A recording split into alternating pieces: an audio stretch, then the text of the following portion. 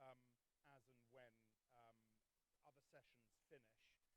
Welcome to this session, the role of transport in sustainable tourism growth. My name is Axel Twelfall. I'm editor-at-large at Reuters, based in London.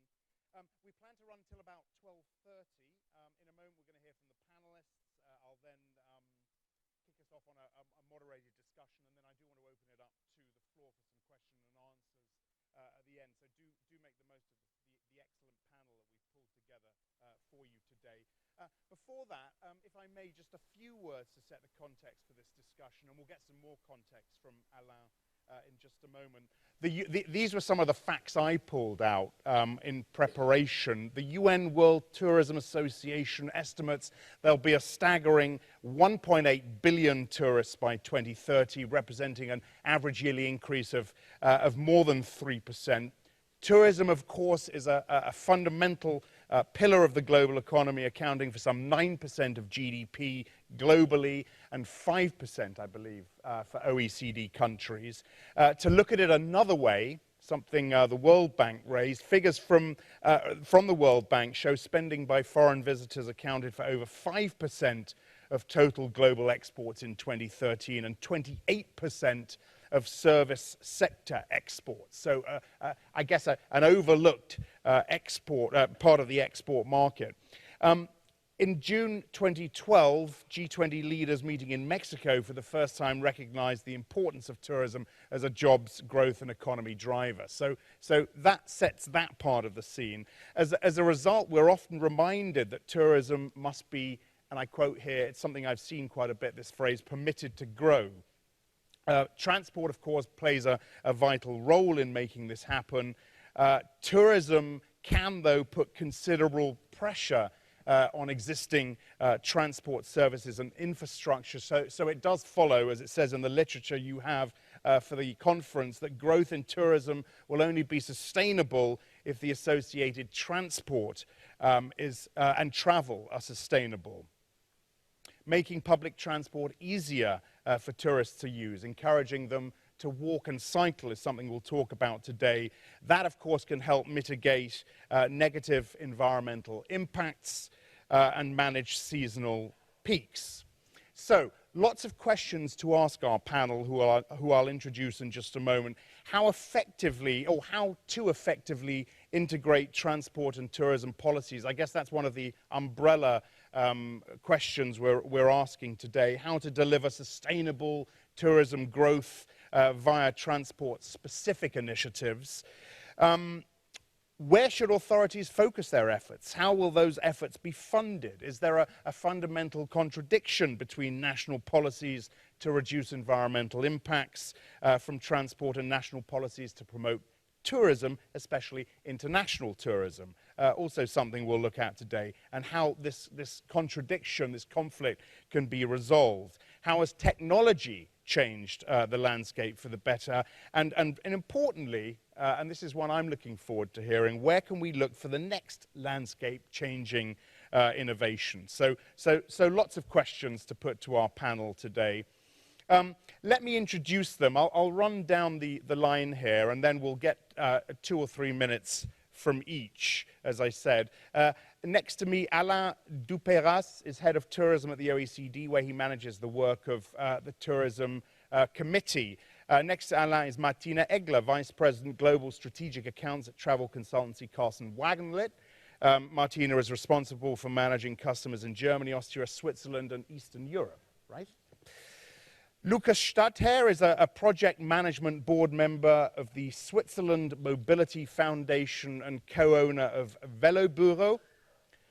Next to Lukas is Raymond Jennert, Deputy National Chair of the German Cyclists Association, responsible for cycling tourism.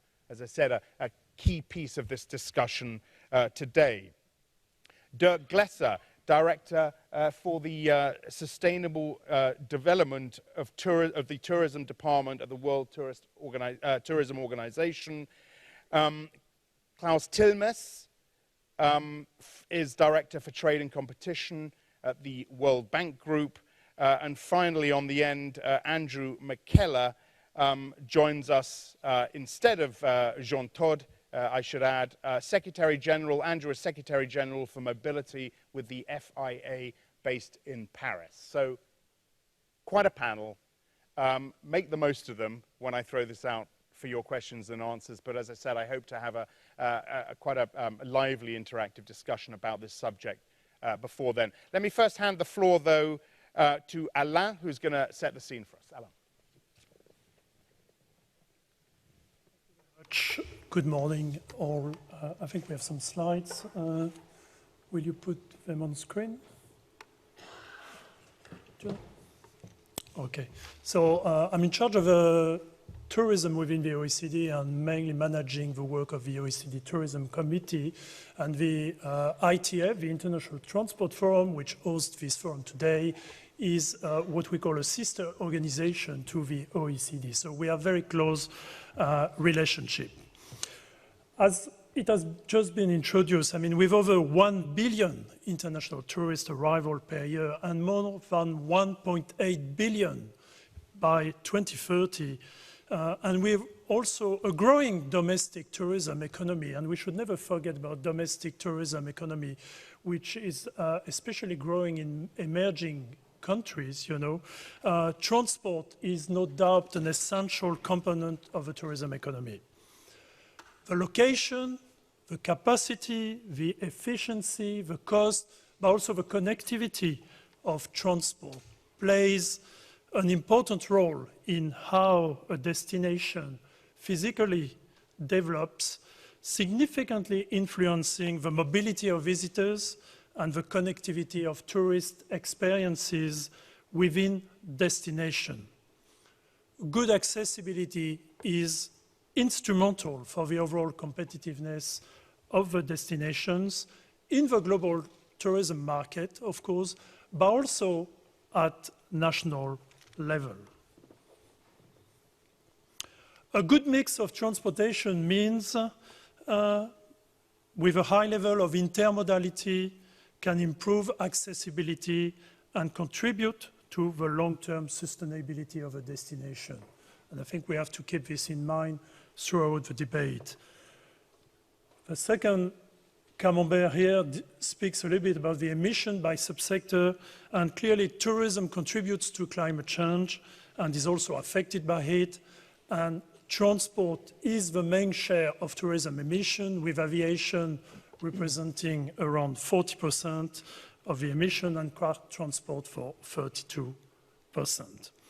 Synergies between transport and tourism policies are clear, and governments at all levels, at national level, at subnational level, at local level, at city levels, they have a very important role to play in addressing the interlinkages between these policy areas.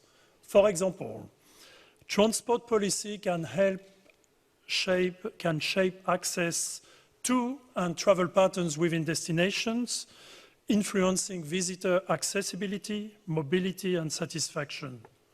For example, transport policy can facilitate a shift to more eco-friendly and active transport options, having positive environmental and social impacts and enabling destinations to position themselves as sustainable.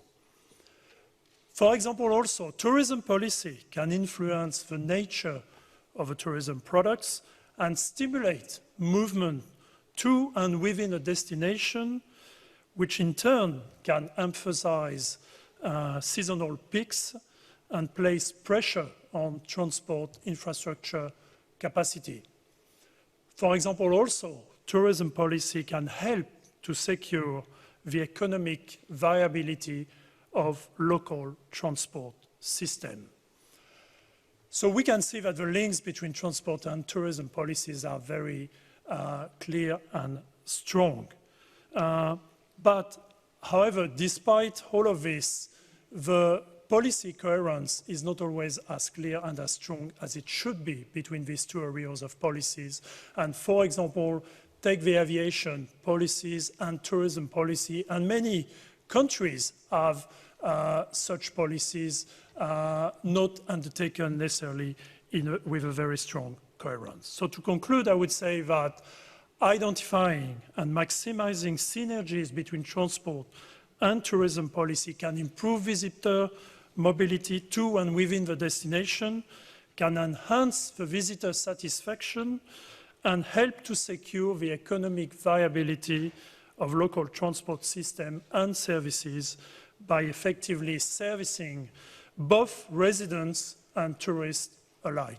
Thank you very much, and we will all participate in the discussion. Thank you. Thank you very much, Alain. Martina, let me throw it over to you for some opening comments. Yeah, with pleasure. Yeah, I'm sure the technology will, yeah exactly. Here it is, so you can hear me much better. It is actually my pleasure to represent business travel here on stage. And I do this in two ways. First of all, as Axel quickly shared with you, Carlson Wagonlit Travel, my company, is one of the leading travel management companies worldwide. So travel management companies means that we are working together with large corporations around the world to organize their business travel. And secondly, I am a frequent traveler myself, being on the road more or less every day. So when it comes to travel, I would very, very clearly say that travel is part of doing business. I mean, the fact that we are physically together here is great, and it's the human interaction that makes us successful in our business. But on the other hand, we can very, very clearly see that business travel and mobility in general has a very strong impact on the environment. So in our company, we have actually built our strategy around the slogan, travel smarter. And what do we mean by travel smarter? It actually starts with trip avoidance. In the meantime, there is technology, video conferencing. You can actually avoid travel because it's quite interesting to see that although there are situations where it is nice to go to a beautiful location, business travel can sometimes be extremely stressful. So therefore, trip avoidance is definitely part of our travel smarter strategy. In addition to that, we do actually see that the way how mobility has changed is also now seen in the business travel environment. So everything around, I would call it social traveling, is definitely one key trend which we see. You do not necessarily need to have your own company car. You can do car sharing. So these are definitely developments that are part of our traveling smarter strategy. And then, of course, what we call it actually intermodal transport. Just to give you an example, I think in former time a typical business trip was you took your company car, went to the airport, took a plane, landed, took a taxi, and went to the hotel. How could a business trip look like today? You actually do car sharing, so you have your shared vehicle, you go to the central railway station, take the high-speed train. When you arrive at your destination, you take the bicycle by German rail, and you go probably no longer to a hotel. You might have booked a shared apartment. So actually, mobility has really changed significantly. And in our company, we really want to be more in the consultative role to make sure that the needs of the travelers are respected. So that's, of course, key. Secondly, corporations still focus on cost control. So that's another key angle. But from my point of view, there is a third criteria which is really important, and this is indeed sustainability. So develop a smart travel program, a green travel program, including trip avoidance. This is actually our role in the meantime, quite interesting for a company organizing travel, but that's definitely the future we want to develop together with our clients. Okay, Martina. You know, I'm actually going to break my rules now and just put one question to you, Martina, because it works here on the back of what you've just said. When you prioritize making things easier for your clients, do you prioritize? What's more towards the front of your mind? Is it sustainability? Is it helping protect the environment, or is it making their travel as stressless as possible? What comes first? It's an interesting question, and my answer is it is a smart combination of both. First of all, in order to make the life of a business traveler less stressful, we do a lot around providing them with information right on spot. When I come to Leipzig, I really want to know where do I land, what is the best way to get to the location here. So that's an area where we really provide travelers with relevant information. And now comes my combination, because we would probably not only show them that they can take a taxi to get here, we would also show them the green option, so what other opportunities are there to get here. Okay. And then it is really a combination very often of time. Of course, time is one key element for frequent travelers, but we can really see more and more that the interest to change traditional travel patterns is really there, and very often the bicycle can even be the fastest option. Okay, Martina, thank you very much indeed. Lukas Statter. Yeah, grüezi, good morning. Be here to introduce you to Switzerland Mobility. Switzerland Mobility, it's a national brand, it's a national offer for non-motorized traffic in Switzerland, very strongly linked with a lot of relevant services. It's a brand, it's an offer for tourism and leisure. So it's on the one side sustainability in tourism, but also sustainability in transport. And Switzerland Mobility, it's reality. It's not only a concept or an idea or something intellectual, it's really reality day by day. What is unique of Switzerland Mobility? It's a very strong link between public transport, for instance, and the non-motorized routes, means cycling, mountain biking, and hiking. So it's a huge network, very strongly linked on different levels with public transport. Give you some examples, some facts about Switzerland Mobility. The routes altogether, it's almost 30,000 kilometers of cycling, mountain biking, and hiking routes. So it's one official system, it's one national brand. We have 25,000 public transport stops that are linked with this route network, not only on the concept level, but really on the reality level. For example, all the routes are crossing strictly with the public transport stops. In communication, all these stops are linked in our communication directly to the timetable of public transport, for instance. So really you can very, very easily plan your trip. Concretely, what does it bring as a result? For example, 44% of the hikers who do hiking holidays as well in Switzerland, they accede to their hiking route by public transport. 44%. 43% of the cyclers, so almost the same percentage, accede by trains and buses, means public transport, to the cycle routes. And both percentages are higher than people who accede by car to the hiking or to the cycle routes. And that's not because people in Switzerland, or also guests in Switzerland, are more convinced by sustainable offers. It's because the offer is very concretely linked on the physical level, on the communication level, and also if you, for example, leave a train, you are immediately led to the start of a cycling tour. You find it, so it's really easily understandable.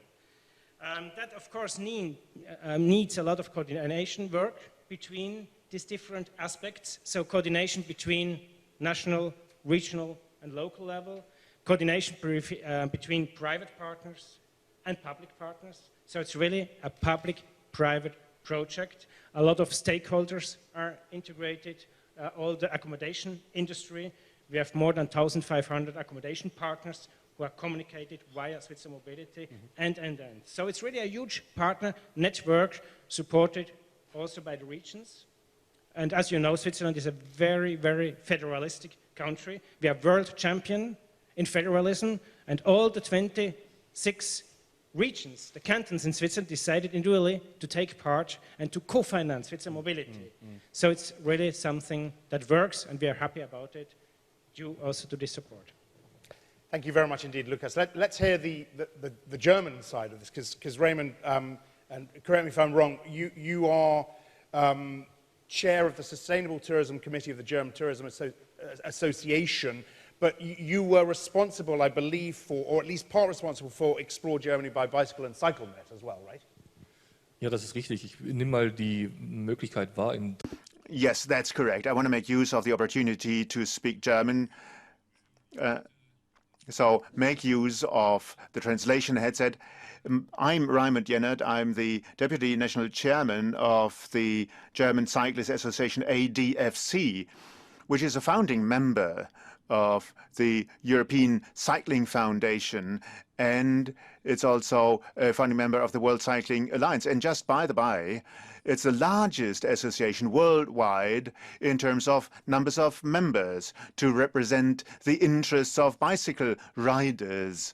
So we are an association which is closely connected to European and global developments in the field of cycling. What is very important for us is using our bicycle on a daily basis. That's not our topic today, but I'm going to get back to that later on, because there is always a link between using your using your bicycle every day, and tourism. Now, we've been working in a growing market now for many years when it comes to cycle tourism. There was a study by the German Tourism Association, DTV, associated and funded by the German Ministry of Economics. And for 2009, they determined the gross sales from bicycle tourism.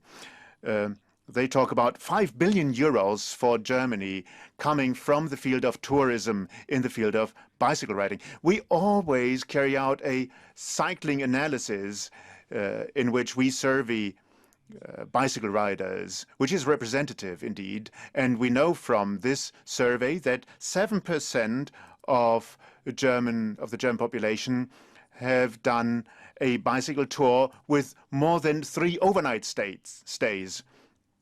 So this includes those who go on a cycle path, but also includes those who go to one location and make day tours from there. So it's 5 million people in Germany who have been active in the field of cycle tourism last year. The gross sales of tourism is 280 billion per year, and we believe that 10% of that comes from cycle tourism, irrelevant numbers and sustainable numbers, because cycle tourism takes place in regions where tourism otherwise would not play much of a role, because bicycle riders look for contemplation. They look for quiet places in the midst of nature, outdoors in rural areas where not much tourism would happen other than cycling. Now, when it comes to the development that we have seen playing out over the last year, we have seen European networks cropping up.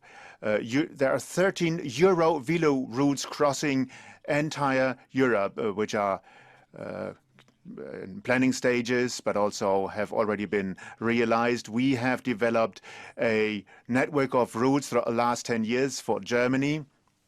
We built up such a network with 12 national routes. We're not as good as our colleagues from Switzerland are, who already were our role models with their bicycle route grid in in Switzerland, but there's still work underway. But that shows you some problem of federalism. Now, we are vice champion in terms of federalism after Switzerland. And yes, the problem of federalism is that when it comes to these long distance routes, these national routes, the burden on those who need to take care of those bicycle routes that you want to travel on, this burden has to be borne on the lowest level by the municipal authorities. It's just like if you traveled here by car and you were at the intersection Hermsdorf, it would be as if this little village, Hermsdorf, would be in charge of this intersection, this motorway intersection, although there is no exit there that links this little village to the motorway.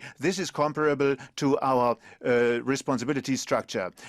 So public authorities on the local level are in charge of these routes, and this is not really viable. We need responsibilities to be put to regional or national levels, depending on whether we are talking about districts. So we need to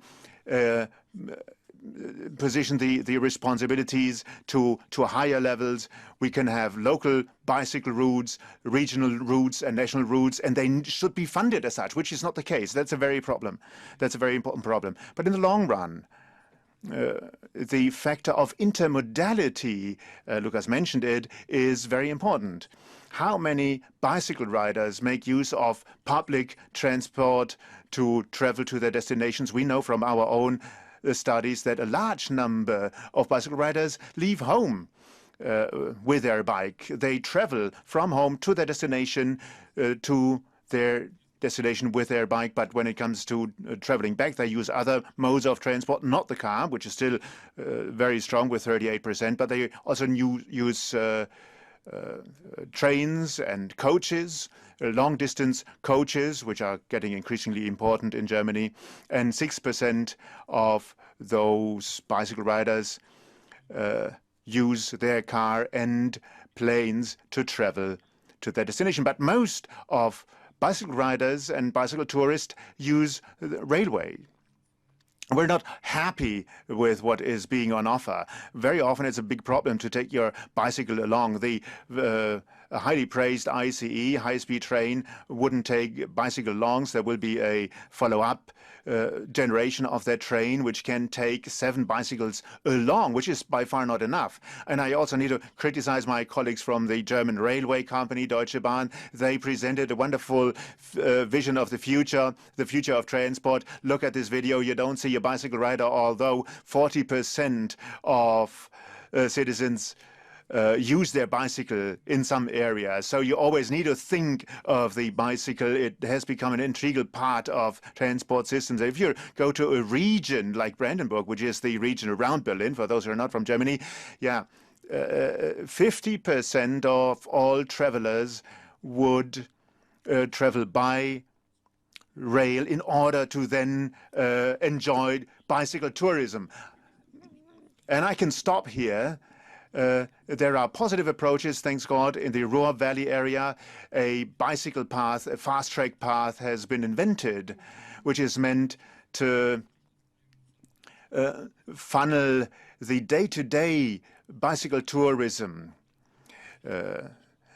A bicycle path which is also going to pass by tourist attractions. So daily bicycle transport and tourism bicycle transport compensate and complement each other. This is always an infrastructure which also works for daily use. Thank you very much. Raymond. Let's get the World Tourism Organizations now with Dirk Glesser. Thank you very much. When I prepared my thoughts for you, I thought that most of you are aware of the economic dimension of tourism, the traditional view tourism plays in economic development. The title of the panel was the role of transportation in sustainable tourism. I just wanted to make 2 initial statements related to that. There's no alternative to sustainability in tourism. The second is, it's intrinsic. Transportation is by definition an element of tourism. It is taking place away from the usual place of residence. It's one of the three components. So when we speak about tourism, we speak about transportation. Besides the traditional view, tourism being used as an economic dimension, a priority tool for development, and let's go right now into a different economic mindset where there is very little development, where tourism is used to stimulate economic development, where tourism is used to eliminate poverty. There, tourism very often is establishing the routes, the accessibility into the destination for the very first time. Tourism traditionally comes from an area where we are promoting the recreation of the workforce. Paid holidays is something quite recent. It is not something we have seen always, though it is very often forgotten. Nowadays, the dimension of recreation has changed. Traditionally, we were obliged to take holidays as one piece and recreate. Nowadays, people come back from their holidays tired. They don't recreate. What they are looking for is self-fulfillment. And not only during tourism are they looking for self-fulfillment. They're looking throughout their lives for self-fulfillment. Lifestyles are changing, models of employment are changing, tourism is changing. We have to keep that in mind. Now, another important dimension when we speak about sustainability is the need to measure. Without measuring, we cannot manage. We cannot claim that we had success with our policy intervention if we can't prove it beyond the intervention. And we have over here the need not to measure in one dimension. It is not just the carbon footprint. Let me reiterate that. We have made lots of advances related to the carbon footprint, the measurement related to that. At international level, yes. But what about all the other resources we are using? Here is a need to agree and to advance so that we see what resources we are using and what we are producing in comparison to other economic activities. At the local level, we have to take decisions, prioritization. Do we prioritize this investment over that investment? And we have, from the international level, to support that by making measurement comparable and help to prioritize. So we are thinking about employment, loss of biodiversity, water, waste, energy, these indicators. And we have to provide evidence. Evidence-based decisions are the decisions we have to aim for. It is not the anecdotal decisions which are very often bringing us into the trenches and conflicts and no advances are made. The current discussion of the Sustainable Development Goals is about measurement, is about targets and is not about only emerging economies. It is about the developed and the emerging world where we right now will embark on better measurement to achieve the objectives of the Sustainable Development Goals. Last element is the 10 years framework of program and operational outcome of the Rio+20, the future we want. There you must know that tourism is one of the initial programs, and it's not just about sustainability. It is about the acceleration of the shift towards more sustainable consumption and production patterns. Acceleration is what is needed to decouple resource use from the growth of tourism. And Alain was mentioning that before. Alex, you mentioned it. Yes, in the year 2030, we forecast 1.8 billion international arrivals. We also call them 1.8 billion opportunities. Opportunities to change, to take that back into our usual lifestyles, because when we are away, we are looking for the other thing. But 1.8 is only 22 out of 100 population participating. And when we know that in the year 2030, Europe will generate 89 international arrivals worldwide per 100 population, and will receive 114 per 100 population, we know how much growth there is still to come. So it's not only the 1.8. And we have to know right now that with this enormous economic importance, there comes responsibility.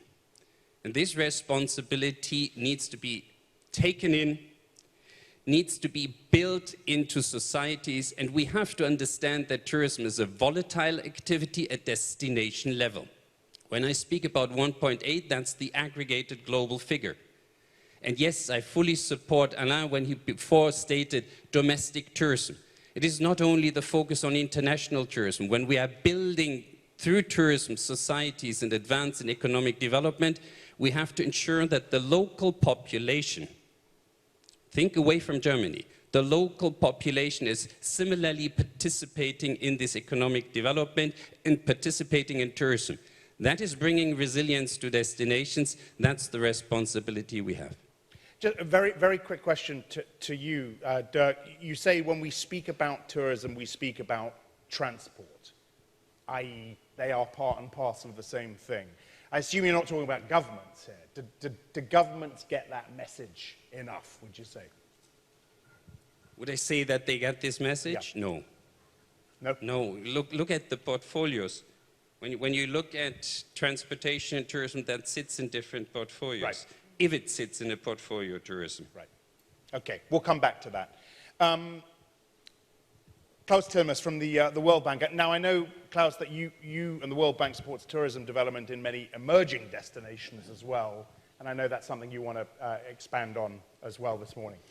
Yes, although I have to, first of all, thank you very much for the invitation, and I learned already a lot just by listening to everyone, particularly to Dirk. I think we actually are thinking very much alike. So very briefly, we have a lot of expertise to offer in both transport as well as in tourism, and we support a lot of our client countries through analytics, through advice, through knowledge, best practice, stakeholder engagement. We offer quite a lot of financing tools, and quite importantly, we also play a role on international and global level in terms of advocacy, and I think on this one in particular, working with quite a number of partners here. Now, we see tourism as a very critical contributing factors to the two key goals of the World Bank. One is the elimination of extreme poverty by 2030, and the other one is to actually lift shared prosperity. And just to translate that, that means from our projections, we estimate that about 600 million jobs need to be created by the year 2030. 90% of those will be in the private sector, so the challenge is fantastically big. And tourism really offers a lot of potential for this one. Without sort of repeating the numbers that have already been cited, one which I found really interesting is really in terms of its export potential. Tourism is the main source of foreign exchange revenue for 47 of the 50 least developed countries. So there's a real clear link in terms of the economic potential. And the other part that we are really driving towards in terms of sort of a mental model is countries that are well connected to the global value chains of tourism really have significant opportunities for job creation and economic growth. So how does transport contribute? And I'm not a transport economist, but I think in some way tourism and transport feel like Siamese twins. Often they should go along together, but clearly they cannot develop separately. And in many ways, market infrastructure and the superstructures that come along with this are really the market access tools for tourism. We develop tourism development in many emerging economies through air connectivity. That's sort of one. And more broadly speaking, we conduct destination diagnostic audits where we really take a stock in terms of what are the changes, what are the cultural assets, what are the transportation linkages, really looking for integrated solutions in terms of coming up with proposals that can then involve a number of very flexible policies. And these flexible policies that really allow the development of different transport solutions. I was just yesterday on a telephone call listening to a colleague of mine who just came back from West Bank, Gaza, where we're actually supporting the development of a walking path across the West Bank together with a number of NGOs. That goes to river transport, that goes to bicycling tours, that goes to destination development in the Caribbean or in the Pacific Islands, and of course it also goes into hard infrastructure. And on this one, you asked me previously what does LCC stand for, so low-cost carrier. I think You're showing me that up is now. That's a really interesting recent trend to really see how low-cost carriers have really tapped into new markets in South Asia as well as in Western Europe. And in some way, that's a very interesting way of thinking also about using or better utilizing existing infrastructure. So from our sense, there's clearly one of the directions is to actually work towards a better distribution of passenger traffic overall. Now, the question was raised in terms of intergovernmental coordination. Sort of our experience is it's a heroic assumption to assume that this works really well. And it's very interesting, it works really well at the local level. So maybe this is part of the federal lessons, but at the city level we see these different pieces coming together much easier than at national or international level. And flying to Leipzig, I was intrigued by the portrait of the mayor of Thessaloniki, who seemed to in some way symbolize what is possible in about 4 or 5 years to really tap into all the cultural assets of Thessaloniki and really creating a tourism boom that taps into Israel and Turkey and quite a number of other areas. So really at the city level there's a real drive towards competitiveness and using tourism for that. Now, on technology and innovation, I think maybe a couple of points is online travel agencies have been revolutionizing it. I think we have 3 billion smartphone users that are on average looking for this type of immediate access. I was intrigued to learn that the average traveler now consults about 19 different sites in order to plan. So clearly this is way in excess of what your average travel agency can do. And this information delivery system really has enormous implication of how we use transportation infrastructure. One interesting example is we are currently working with the local municipalities and tour operators in India, in Agra, and there the challenge is to come up with a queuing system that allows us to basically manage about 6 million visitors to the Taj Mahal in a way that actually protects the cultural sanctity of these assets. So there's clearly the combination between technology, information access, and transportation infrastructure, I think is absolutely critical for a smarter deployment. What I wanted to say finally in terms of tourism and why we are particularly interested in is it is a real job engine. I mean, if you think about the new business models that have come about, I mean, you mentioned the sharing economy, the entire revolution around Uber and Lyft and others. Clearly, that is a better way also of using what we currently have. I think we need to amplify this with smart systems, particularly at the city level.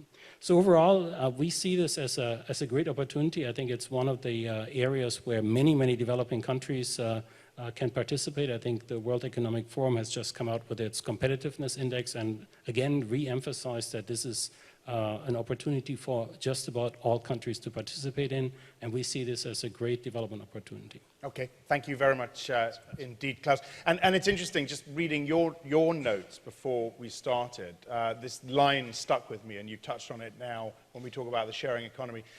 Technology doesn't just enable the business, it creates business. And we talk about Uber, and you mentioned sharing apartments. Airbnb is another classic example of that.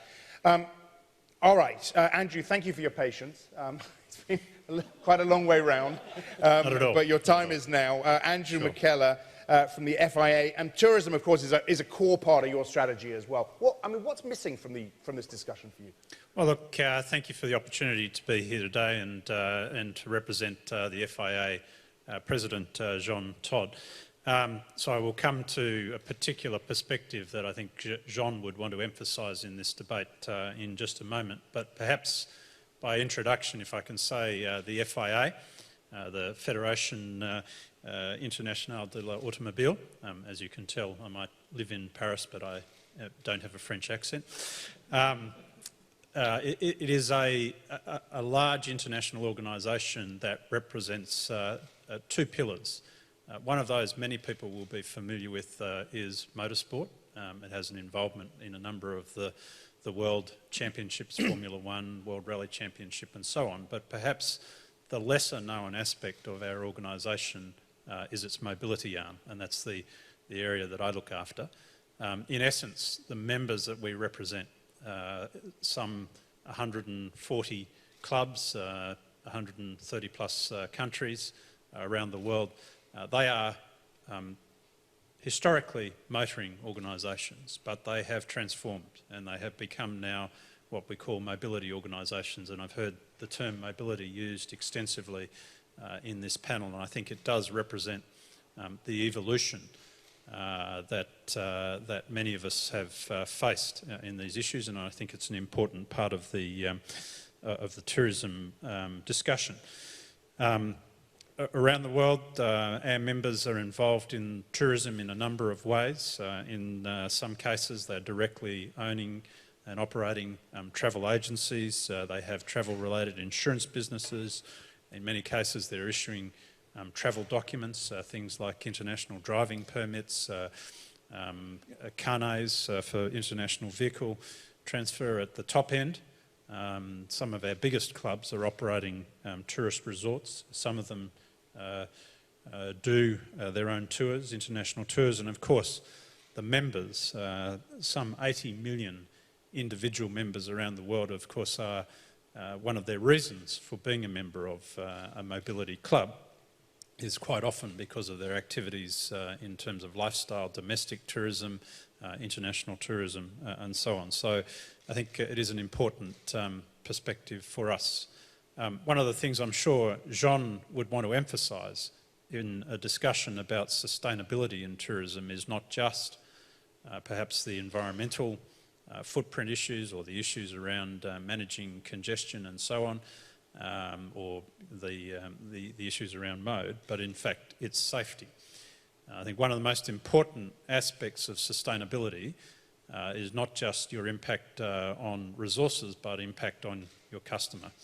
It's not much good, it's not very sustainable to an industry if you end up with your customers either killed or seriously injured as a result of the activities that they're undertaking. Now, figures around safety in tourism, and in particular road safety in tourism, are very hard to come by. And one of the important points that was made earlier is, you know, if we're going to have a good appreciation of these issues, measurement is important. And I don't think we do have accurate figures, but I can tell you for certain that the biggest threat that tourists face when they're travelling, it's not terrorism, it's not crime or mugging, it's not infectious diseases, it's not air crash or something like that, it's death or injury as a result of a road crash. So it is an important issue, it's something that shouldn't be ignored in the debate, and I think something that is worth considering. I know Jean Todd, as president of the FIA personally, has a great passion, a great interest in the whole issue of road safety. It's something that he's put at the centre of our agenda in terms of advocacy, and certainly something I think we should bear in mind when we think about the issues around sustainability for tourism. So it's something I'd like to include in the debate and discussion as we go forward. Perhaps I end my comments there and we open it up for, I'll hand it back to you. Thank you very much indeed, Andrew. Thank you to all of our panellists. Let me pick it up with that point. You clearly, Jean Torres as president of this global organization, but I imagine you too spend a lot of time traveling and visiting governments and speaking to governments. Can you share some best practices with us? Who does it well right now? Who's putting out the right messages most clearly, would you say? Well, look, I think that's a hard question to answer, but look, planning is a big part of it, and service orientation as well. And look, I think this is a big issue for many economies. So around the world, key tourist markets face major challenges in terms of sustainability, in terms of safety. And I think the impact that can have on the success of your industry is enormous. Markets like Thailand or Vietnam, Tunisia, Morocco, Egypt, just to name a few. I mean, those are all countries and markets that face, I think, significant challenges where road safety is a big issue and does have an impact on a substantial number of people who visit those markets. So being able to address that is important. I think in markets that I've visited that I'm familiar with, I think our friends in New Zealand, the Kiwis, they actually do things pretty well. Now, they do have some significant challenges, but I think in terms of the way in which they've approached tourism in their market, the planning, the configuration, and I think awareness around safety issues is growing. So I would probably hold them up as one where lessons are being learnt,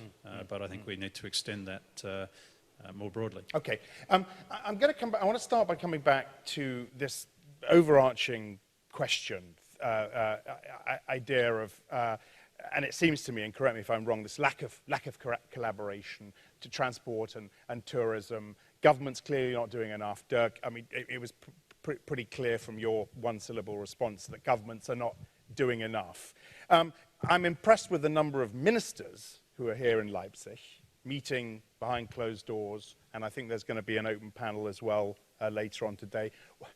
Let's cut to the chase, though, and ask you all, what's progress? What does progress look like at the end of the ITF Forum in Leipzig in 2015? What will you be happy to have achieved at the end of this meeting? Dirk, let's start with you. And I'm talking about this collaboration, this sort of communication. It's less the lack of awareness. It's that we haven't very often done our homework. When it comes to help a minister make the case, just put yourself into his shoes. He has so many issues to deal with. And now you come and you say, well, there's a problem. He has many problems. How do you make the case? We can make the economic case. This is the usual case we make for policy intervention. But when you look at connectivity into countries, let's start with the very big thing. Well, we have the open sky discussion and the economic case, and that's as far as we got. But we made, and Alain was referring to that, the G20 declaration 2012. Yeah. We made significant progress since then with visa policies by the simple fact that we help to classify and measure. We make it transparent. We show whether action was taking place or not and how you are in comparison to your competitors. We help to prioritize. Actually, if you want to achieve something, you have to help the minister to prioritize, to make the case in comparison to his competitors. That's what was common before among the destinations, but at the international level. So when he's sitting at cabinet and has to argue the case, he can make that case. Is it getting easier for these for transport ministers to make this case? Are we providing them with enough measurements? I can speak for the ministers of tourism that we still have to do a lot of homework, but in the area of facilitation, we have made significant progress. But there are other issues, as I mentioned them before, when it comes to sustainability. Yeah. This is a huge package to work on. But if we do that, then we help the minister to take better decisions and to prioritize. Yeah. Alain, let me bring you in here.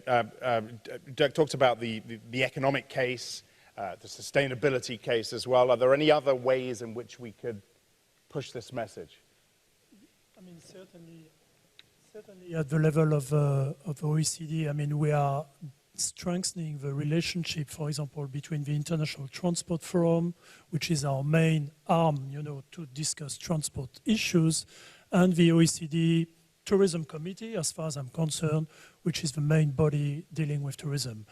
We are surveying our member countries on how strategically, for example, transport ministries put tourism in their agenda, and we are doing the same with tourism ministries, and we are intensifying this work. We are also developing a cross-cutting agenda, and the Secretary General, who will speak later today, is definitely strongly pushing this way, so that the OECD does not work anymore in silos, you know, but work in combination. And the objective is definitely to increase the policy coherence, you know, and definitely we are doing this. So, for example, nowadays the Tourism Committee has an important activity on intermodality for tourism destination, in particular focusing on major hubs. And the International Transport Forum is also doing more and more on tourism, and the intent is to intensify this. So I think this is a way for international organizations to support how member governments, in, of course, being more aware of this, but also giving them some tools and some instruments, to move forward. Okay. So I would say we are moving forward in this direction. And we are making progress. Does anyone else want to, Klaus, I don't know if you want to say anything on this in particular. We're talking about providing them with the right tools, doing a little bit more homework in terms of providing the right measurements, giving them a better case to take to their cabinet meetings. What does the World Bank say about this? I mean, maybe it's obvious, but the one part of this dialogue that we haven't touched on is actually the discussion between public and private. Right. And I think that is really ultimately where it matters. I mean, intergovernmental coordination is always difficult, even in the best of times. I think what really matters, and I can speak to this because tourism has sort of seen an up and down in the World Bank's history over the last 20 years. So it's only now that we are resurfacing. And I have to say, what we are learning in terms of how the private sector is actually thinking globally about these mega trends, difference in consumer demographics, difference in technology, is way ahead of where most public sector agencies currently are. So there's a real importance of dialogue and actually information. Do we need to rely on the private sector? Oh, you absolutely have to. And in some way, that's what I was trying to say. In some way, if you bring this down to a city level, it seems to be very concrete because you have essentially this one decision maker, the mayor, who has a much better way of also sort of visualizing or visioning what this might look like. But at a broader level, this dialogue is really, really critical. Lucas, you talked about lots of public-private coordination. I don't know what do you want to add on this? That if you want to influence behavior of tourists, that they behave in a sustainable way, it doesn't help if you have an approach to educate people. That was never our approach. You need really concrete offers. The offers must be concrete, attractive, and easy to understand on the infrastructure level, on the information, on the communication level. Examples were mentioned, for example. For those concrete results, those concrete improvements, of course, you need concrete investments. Investments on the infrastructure level, on the information level, on the linking, on the intermodality level to facilitate the behavior to the end consumers. And for this, just an example, we are really happy that Switzerland Mobility in the meanwhile is supported, that investments on the national, on the regional, on the local level constantly go more and more into the direction to improve this offer. Just to give you an example, of course it needs private and it needs public partners. Actually, Switzerland Mobility is co-financed 60% privately and 40% by public partners. So it's always also a combination of public and private Is that the right balance, would you say, 60-40? Is that the model that works? For the moment, we are quite happy with it. I could imagine if partners continue to support Switzerland Mobility in this way, that for us, this would be sustainable.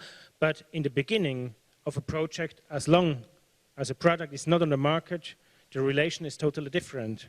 So till 2008, Switzerland Mobility, the realization was co-financed 90% by public, by 8 ministries in Switzerland, national ministries, and all the 26 regions.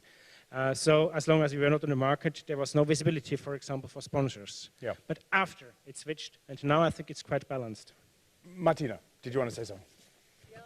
What I would like to add, looking at it from the business travel perspective, is that I would actually wish that there is a reduction in complexity, because for us it is key to bring people safe from A to B, and ideally in the most sustainable way.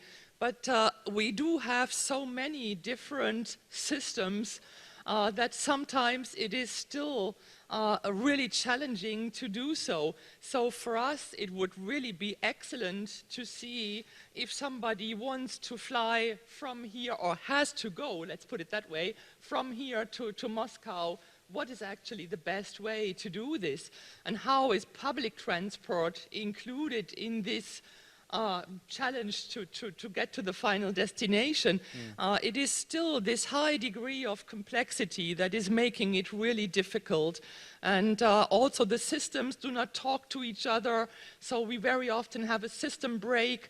So I think in regards to overall transport, and I think we all agree that transport is truly global in the meantime, we really have to facilitate the process and reduce the complexity. Yeah, go ahead. Just maybe a follow-on from that, I guess, and it may be an issue that others on the panel want to explore or comment on. The term of collaborative consumption was, I think, mentioned maybe just once or twice, but I do, I guess, have a question or an interest in thinking about how some of those changing models of consumption, the role that technology plays in that, the impact that that's having in the market, and then how we foster that rather than impede it. And I think the comment about reducing complexity or keeping things perhaps simple or enabling innovation has got to be an important part of the equation to promoting sustainable tourism growth. I can think of a number of major airports around Europe where in the last several months you get off a flight and you go and stand in a queue for a taxi, and then you have to wait 10 minutes to find one that takes a credit card, which is extraordinary in this day and age. That we go to conferences, we talk about connected vehicle and the impact of autonomous driving and all of these sorts of things, and then we queue for 10 minutes to find a taxi that takes a credit card. I mean, we have to promote, I think, that innovation and service delivery. Okay, yeah, no, that's a very good point. And I live in London, and I've got to say I spend a lot of my time waiting in taxi lines. Rem? Maybe you take a bicycle. It's well, yeah, maybe take a bicycle. One of those Brompton fold-up bikes. Yeah, exactly. That's okay. Heathrow Express, at least, is a good example in regards to smart mobility. It's pretty expensive, but it is. But that's really fast, easy. Yeah. Go ahead, Rem. So that's the idea. Don't forget that bicycles, cycling is an integrative part of traffic. And the problem that bicycle tourism has, it is a little part of tourism, and it's also a little part of traffic, and there are two ministries which deal with this, and maybe another one which deals with the development of the countryside, and so nobody really has an eye to develop these things. And so our interest is that here and now at the ITF, the people see that cycling is a really important sustainable traffic mood, and that we have to develop it, and that we are in this mood like Swiss Mobile at the beginning, so that we have to finance it with a high public percentage. Are the ministers behind closed doors talking about cycling at all over the next couple of days? I don't think so. You don't think so? Yeah, they should. But how do we get them to talk about cycling? How do we get that on their agenda? Yeah. Just a word on this to complement what you said, is that we have a number of member governments, for example, New Zealand, who have developed very active policies on cycling tourism, and they have been the one to be the most successful one, because you need, as you said, governments to have active policies in this area to make the link between different stakeholders and actors. And what New Zealand has been doing is that they have been driving this agenda forward, but then it was quite mature enough. They have been giving it to the private sector to continue, And as far as I know, this has been very successful. And this is also very interesting from a tourism perspective, because we know that these particular travelers, are high-spending travelers, and not necessarily on the bicycle, but when they stop in the evening, when they stop in restaurants, and they go through specific routes. So they are really bringing a lot of economic benefits for the local communities, the local areas. So this is also very, very welcome. So some governments are very active in this. Huh? Okay, thank you very much indeed. Anyone else want to say anything on that point before we move on? I'm just keeping a close eye on the time. We've only got 20 minutes to go. Let me, at this stage, throw it out to you for any of your questions on any of the things that we've talked about, any of the things we haven't talked about that you want raised. Yeah, gentleman there. If you just wait for a microphone and then tell us who you are and where you're from.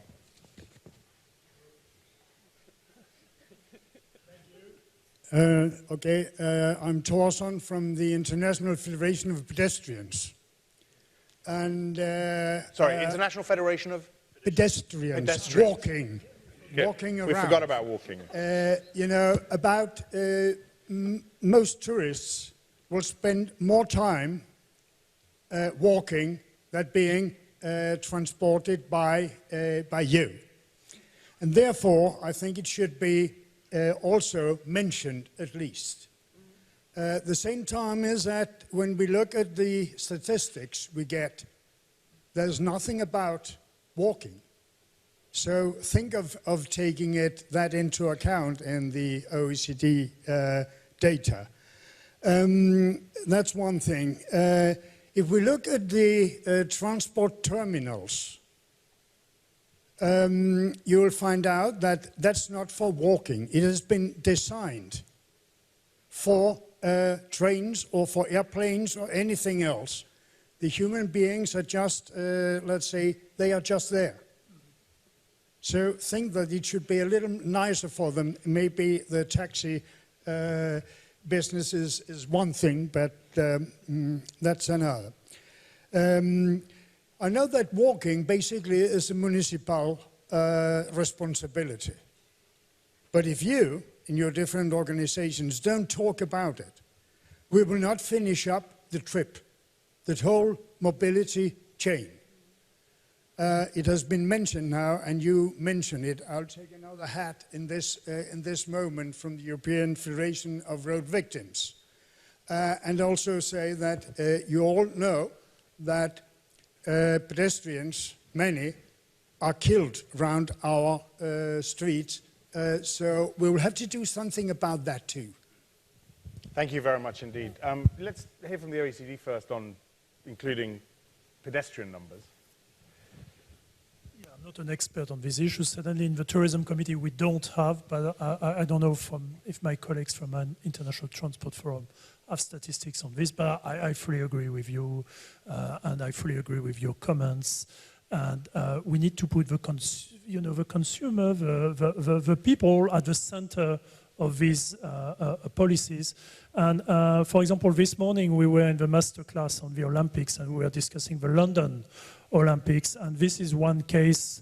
Through such events, you can really accelerate this agenda by developing, tools, which can really put the pedestrian, at the center of this policy. And we have a few examples, especially in large cities in Europe, which is never easy, So in some cases, rather than taking the metro, you may go faster by walking, and this can be explained, especially with new technologies that we have available now.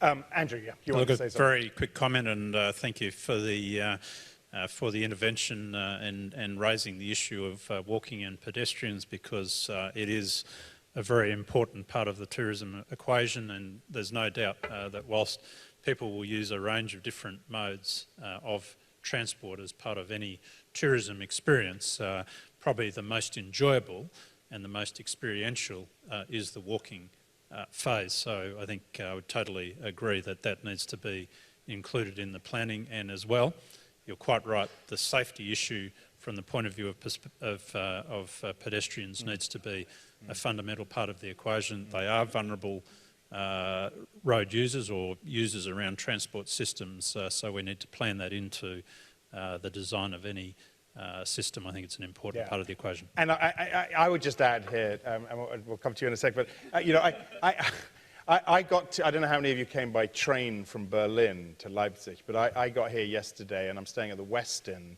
and I was offered a car, but it's literally a 90-second walk from the station. So, so I took the car. No, I didn't. I walked. Yeah, Lucas, go ahead. I did walk. You did, good. I can confirm I was also picked up by car, and then they announced already they can bring me back from the hotel to the railway station today night. And then I said, no, I will go walk. And they were really astonished. So, yeah, it happens, yeah. And just another topic, several times now were mentioned statistics, data. For example, data about cycle tourism. And I think that's a real need on the transnational, sometimes also on the national level.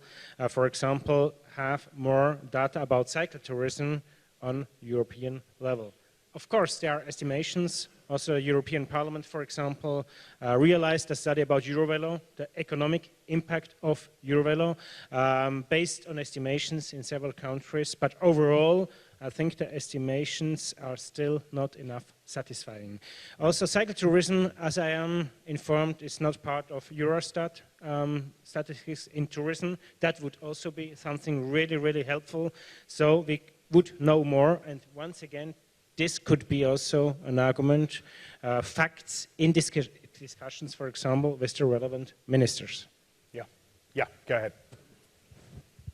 Well, I wanted to continue with your statement on you were picked up at the train station. Why was that? Absence of information. You were not proactively seeking the information. And right now, I think here, this was linked, what I'm just saying right now, to several statements we made before, the stress factor. What has changed over the last decade significantly is the georeferenced information. With georeferenced information, we are breaking classical information demands, and we are breaking distribution chains.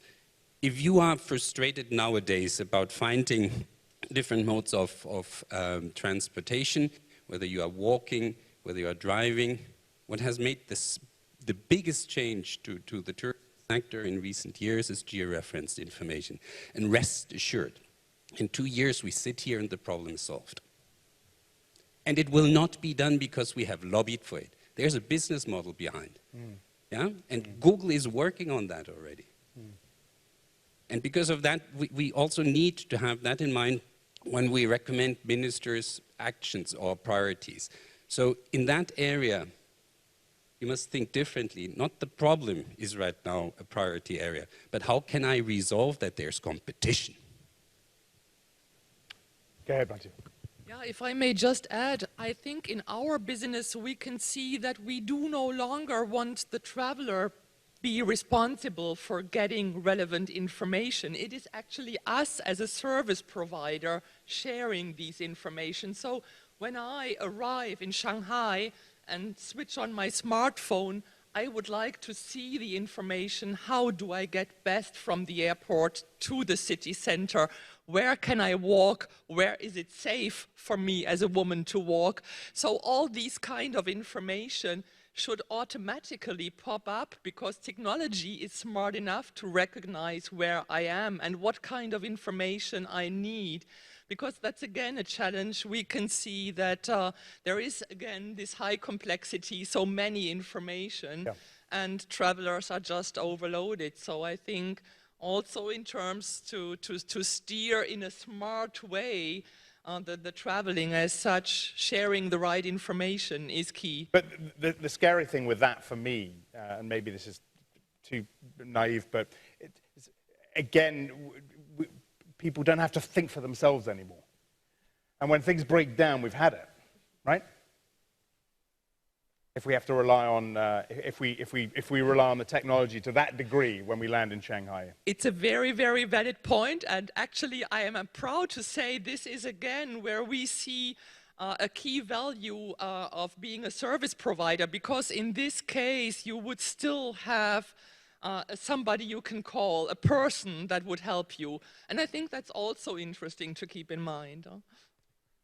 Right, let's have another question. Yeah. Yes, the gentleman standing up there. Go ahead. Yes, thank you, Chairman. My name is Fred Schroeder, and I'm the first Vice President of the World Blind Union. I know time is short, but I just wanted to encourage in our discussion of travel and tourism, taking into account travelers who are individuals with disabilities. It's much, much easier if planning takes place at the beginning, including people with disabilities, rather than retrofitting. And speaking to this last point about information, information that would enable an individual with a disability to make better use of facilities is also very important. For example, if I land in Shanghai and I can get information about the rail, but is there assistance available to help me find the rail station? Those kinds of pieces of information are often not considered. And finally, as far as bicycles, there are some real concerns, especially among blind people, as it relates to shared use spaces because of, well, a couple of things, but one of them being bicyclists that are very difficult for people to hear. And if they're using the same space as pedestrians, that creates some challenges. And then also as far as shared spaces, just simply knowing where the demarcation is between the pedestrian walkway and the motor road surface is becoming very difficult. Thank you, Chairman. Thank you very much for your question. Yeah, Lucas. I totally agree. Thank you. And once again, I think it's important not only to talk about, but really to realize concrete offer. I invite you to look at the worldwide unique, I really can say, offer in Switzerland for those people. We realized 3 years ago a national offer of 60 obstacle-free, barrier-free routes for example, people in wheelchairs. And all these concrete offers are detailedly described and are linked with public transport. So with a wheelchair, you can go by bus and by train to every of the 60 routes all over Switzerland. And all these were really centimeter by centimeter tested if it's accessible or not. So once again, one conclusion, I think you are totally right, but we need concrete offers that are in an efficient way communicated on an efficient and successful platform. Thank you very much. Anyone else on this issue? Yeah, another question back there. Oui, Isabelle Payet du ministère de l'écologie, développement durable et énergie. Je voulais suite de Well, there is one question which seems to be even clearer after the representative of pedestrians talked. I'm under the impression that when you talk about tourism formats, you're talking about many different things. It is very interesting to see that there are representatives of bicycle tourists speaking, and the representative of bicycle riders represented, but there is a difference between two segments, as there are tourism, which uses aviation, that is long-distance tourism. And with regard to this topic, the question of sustainability pertains in particular because the lower traveling costs have an impact on how you plan for your holidays. But then again, on the other hand, there is a kind of tourism which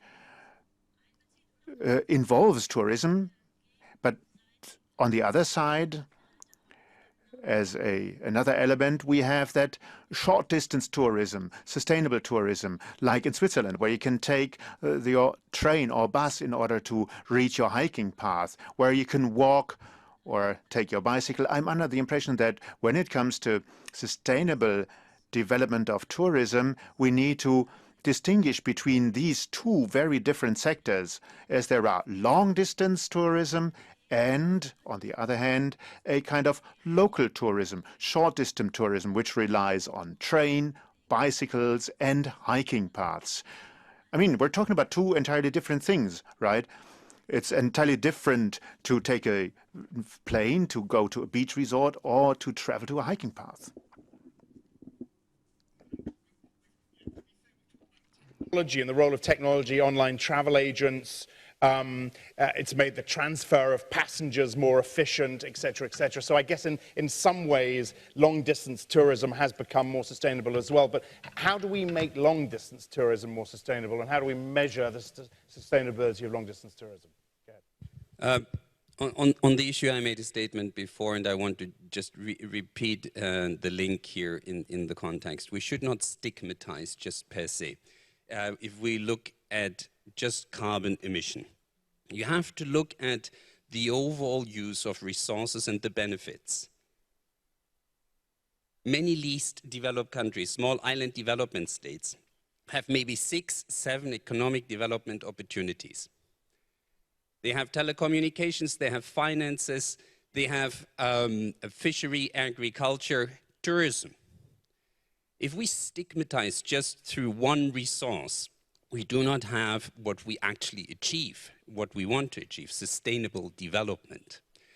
And while the pressure is big on aviation, at the same time we see that the discussion over there is taking place. Maybe not fast enough, but it's taking place. And think about 20, 30 years from now, when there hopefully is no carbon emission when we are flying. Yeah? So these development opportunities have to be seen in a context, in a balanced context, and please also think of my statement before related to domestic tourism. Through international tourism, when used as a priority tool for development, at the same time, domestic tourism, intra-regional tourism has to be developed.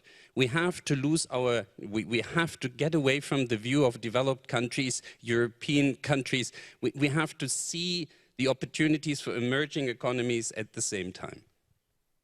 Very much indeed. I don't know if anyone else wants to say something. Yeah, very quickly on that, and then we've got time for one more question. Ideally, I prefer you spoke in English, but... Okay. No problem. I was just...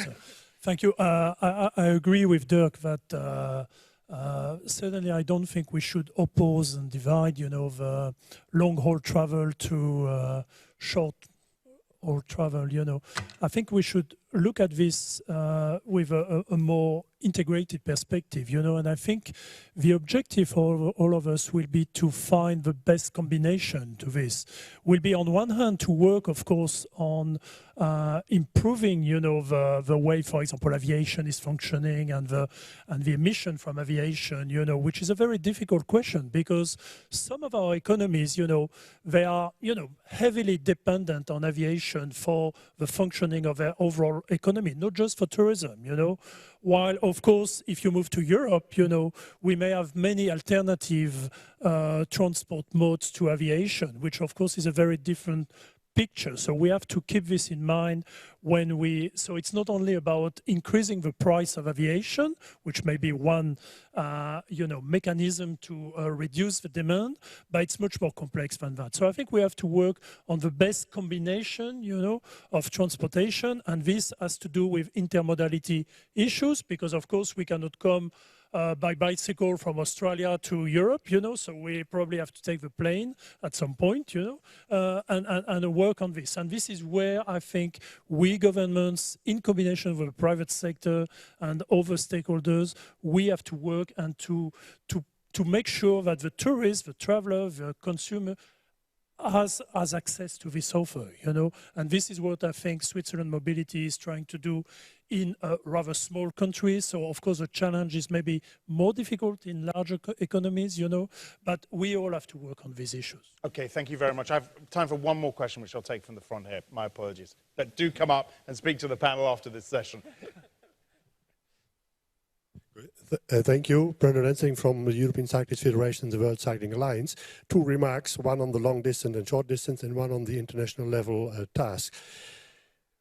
We are appreciating very much that ITF is taking, you can say, cycling tourism as serious as it is shown here at the panel. And when we discussed in Paris the program for the ITF of this year already in January 2014, we brought up this combination of long distance and short distance. If we look to New Zealand or if we look to the European continent, it is a fact that people travel long distances for work or for tourism reasons to be in another continent. But let's take the example of Europe. We can brand Europe as a cycling continent internationally. So if the people are here, we can offer them fantastic cycle routes and fantastic, you could say, sustainable tourism experience here in Europe. So this is all on economy and this works. The responsibilities on the international level, we work on, you can say, cycling in all policies on local, international and even on UN level. And as you want tourism in all these policies somehow represented, I think everybody should support sustainable tourism and sustainable transport, including cycling, as part of all these policies. Nowadays we call for an EU roadmap for cycling, and you all should support this integration of policies. Thank you. Okay, thank you very much. There wasn't really a question there, but so what I'll do, actually, unless anyone wants to comment on the back of that, what I want to do very quickly is to get a final 30, 40 seconds. Really, I'm going to be quite strict on this, from each of you. You know, the title of this session was The Role of Transport in Sustainable Tourism Growth. Dirk said in his opening statement, or he talked about the clear synergies between tourism and transport. That's been made very obvious. What is more troubling is the extent to which governments, I'm talking at the national level, international level, are acting on those clear synergies. It seems to me people are more pessimistic than optimistic, but I want to get a very quick final take from each of you on how you feel about that. Those synergies being, I guess, acted upon in the future. Go ahead. Andrew. Well, look, I think a very quick comment would be that if we're going to be successful in that regard, then you know, one of the themes here we talk about trade and tourism, and I think promoting competition, promoting innovation. I think the role of governments allowing that innovation to take place and service competition to occur is an important part of the philosophical approach that I think we need to think about. You know, I think obviously there is a regulatory role, but you know, allowing the private sector its space to compete and to service the customer base is very important. Okay, thank you. Klaus. I think sort of my takeaway is that the word difficult and great opportunities can really coexist. Yes, there is a lot of complexity, but the amount of demand that we have seen just in the last year from a whole range of governments, private operators for integrated tourism offerings has really, I mean, that's where we are hiring. So I would say the difficulties are definitely not leading to they're leading to a rethink, but they're definitely not leading to a slowdown. And whether you look at countries like Georgia or Myanmar or Bangladesh, I mean, we see lots of opportunities, and I think it's really the smarter development of these destinations that I think I see where a lot of this is coming together, including trade, including environmental issues, and including cultural preservation. So it's definitely something where you need multiple disciplines coming together. Okay, thank you. Dirk? Klaus mentioned before the private sector. My closing statement, I want to reiterate the importance of meaningful partnerships. You have many actors. We saw the discussion focusing on the many actors. Meaningful partnerships means that they respect each other's individual objectives, their silos, but at the same time that they understand that together they can create something bigger. That was the conclusion of the SITS conference last year in Samoa. This is the opportunity for development and for sustainability in development. Thank you very much. Raymond. I think cycling and hiking will be one of these active parts in tourism which will rise in the next years, and that doesn't depend on what kind of transport you use for the journey or the departure. So I hope that in the following years everyone integrate these possibilities of transporting in their mind when they plan, when they finance, and when they evaluate tourism in the world. Thank you very much. Lucas. I think the topic is quite challenging, the next steps as well, and this needs strong collaboration between the private and the public sector, because this challenge to make tourism and transport sustainable, it will also in future remain in public interest and in private interest. Also, the SMEs, for example, they must make money also in the future in a sustainable, more sustainable transport and more sustainable tourism. So this will remain important. So the work together between the public partners and the private partners, I think, will remain extremely important. Thank you very much, Martina. I think in the business area, it is, of course, key. Mobility is key to be successful in your business. That's out of question. But for me, and that would be my closing statement, it is really key to have more advocates, to have more role models also in the business environment that show that mobility can be done in a sustainable way, not just talk about it, do it. Okay, thank you. And finally, Alain. We have to further support an integrated governmental approach in this area, which associates closely transport policy, tourism policy, but also sustainability environment policies, you know. And I think this is the way to, through an increase in policy coherence, that we will be successful, not only at governmental level, but also in developing these meaningful partnerships, you know, because we need a common vision, a long-term vision to move on these issues, which are quite complex, as it has been said. Yeah. Okay, thank you very much indeed. You know, it's a big subject. We've talked about quite a number of things, and I'm sure there are plenty of other bits and pieces that we haven't talked about as part of this discussion. But I'd like to thank our excellent panel for their contribution today, and thank you very much to you for your questions. Thank you very much.